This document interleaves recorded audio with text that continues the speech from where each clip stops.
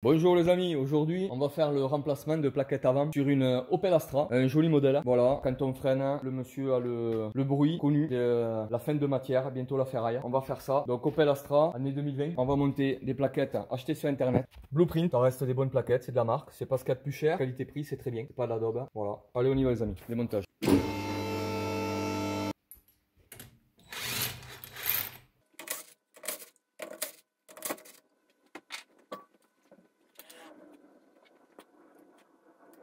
Donc le remplacement des plaquettes, on va commencer par retirer l'étrier de frein. Ici une BTR de 7, on a deux vis à l'arrière à retirer.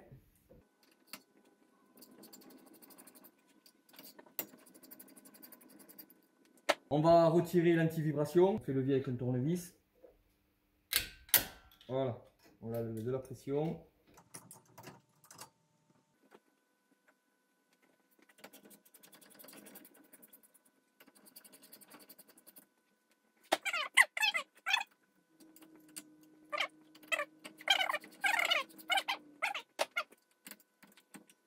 Donc les boulons reculés, l'antivibration retirée, avec le tournevis on comprime un petit peu le piston et on sort notre étrier. On le pose dessus pour pas que ça tire sur le flexible de frein. Et ici les plaquettes commencent. Une et la deuxième, elle est là. On recule le piston, rien de complexe, une pince. On prend le piston, on fait attention au joint et on le comprime totalement.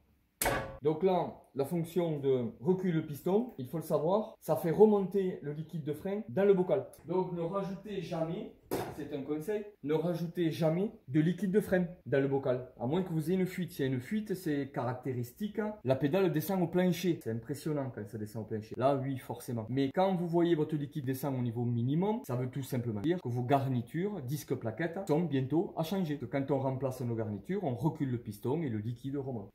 Les nouvelles plaquettes et ils nous fournissent l'antivibration 9. Question de résistance. Voilà. Placée sur la chape et une sur le piston. Très simple. Et à partir du moment où les pistons ont été parfaitement bien repoussés, on rentre l'étrier sans souci. On revisse nos vis de l'étrier. Alors il y a deux méthodes. Il y a une méthode qui consiste, on va la retrouver souvent dans les garages, qui consiste à purger. Alors, personnellement, on purge uniquement si on ouvre le circuit. Comme vous le voyez, je ne l'ouvre pas. Donc, ça ne sert à rien officiellement. Après, ça peut être pratique si vous avez le liquide vieux. Eh le plus mauvais liquide aura tendance à s'entreposer au point le plus bas, donc à l'étrier. Donc, il serait prudent de purger. Bon, c'est une auto récente. Le liquide est clair comme de l'eau de roche. C'est inutile. Beaucoup de garages vont vous le proposer. Je ne suis pas contre. Moi, je le pratique que si c'est nécessaire. On serre, toujours pareil. On ne bloque pas, on ne bloque rien. La mécanique, c'est pas bloquer des boulons. Il y a des couples, même si je n'en utilise pas, 30 ans que je vise des boulons. Normalement, on est censé utiliser une clé dynanométrique.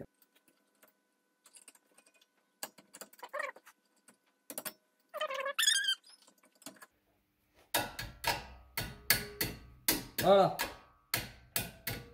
Les bouchons, derrière les boulons on a des bouchons, sécurité, admettons qu'on oublierait de visser, le vis va reculer, il va pas tomber par terre, il va se mettre en appui sur le bouchon et quand le conducteur va freiner, il va entendre un bruit très désagréable de type cloc, clac, très fort à chaque freinage, ça devrait suffire à l'inquiéter et à ne pas insister et au moins les boulons ne tombent pas et on ne perd pas l'étrier sur la route.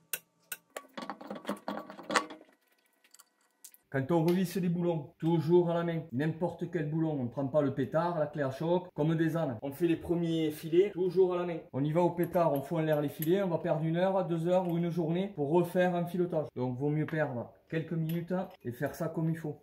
Voilà, vous mettez votre boulon à la main, quelques tours. Clé à choc, Parkside, ça vaut pas cher du tout, c'est Lidl qui vend ça. Vous le trouvez sur internet, très bonne machine, garantie 3 ans. Clé à choc de merde, c'est le top.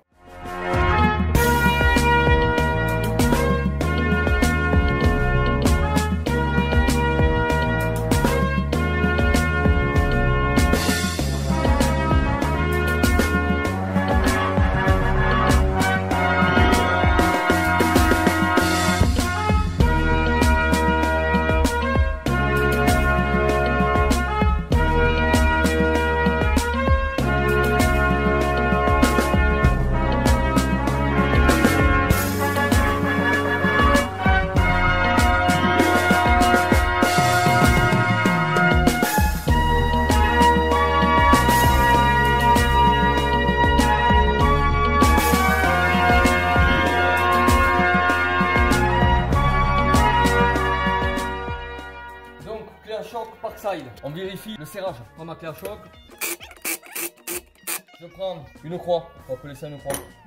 Un tube. Ouais, je vais pas forcer trop non plus. Je mets la clé. Je mets la barre.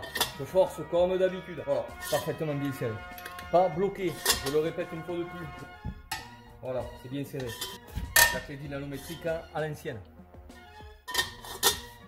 Voilà.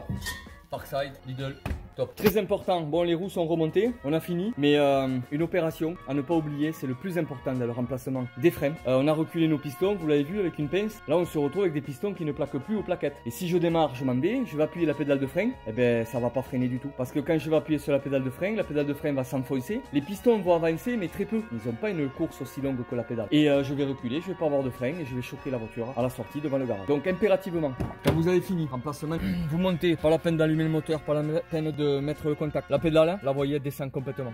Vous lâchez et vous rappuyez 5-6 fois. Voilà, et là ça freinera normalement. Allez les amis, à plus tard.